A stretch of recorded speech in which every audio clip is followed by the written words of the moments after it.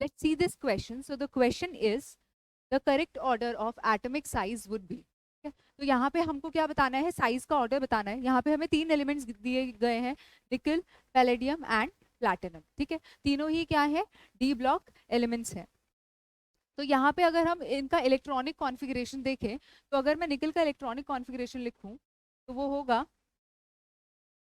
Argon 4s2 3d8.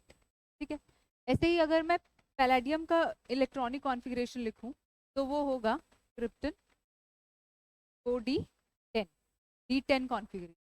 और अगर ऐसे ही मैं प्लैटिनम का इलेक्ट्रॉनिक कॉन्फ़िगरेशन लिखूं तो वो होगा 4f14 5d9 and 6s1.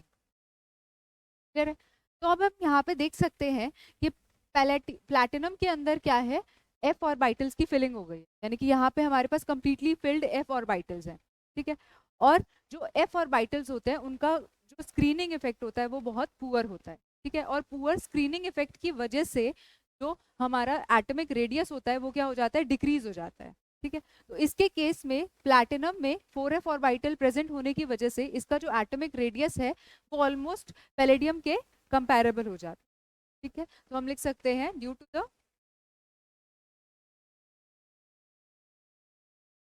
Poor shielding effect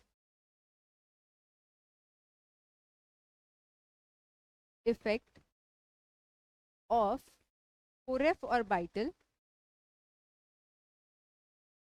in platinum, the atomic size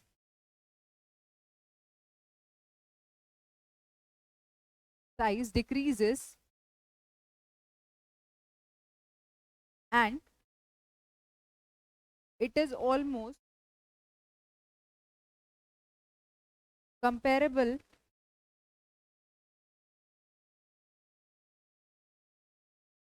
to the size of palladium.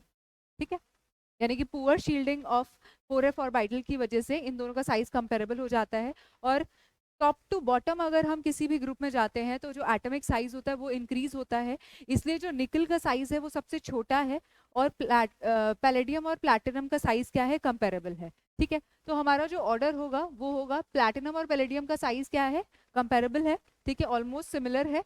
और निकल का साइज क्या होगा, छोटा होगा, क्योंकि टॉप टू बॉटम जो एटॉमिक साइज है वो क्या करता है, इंक्रीज करता है. ठीक है, so a option will be the correct option.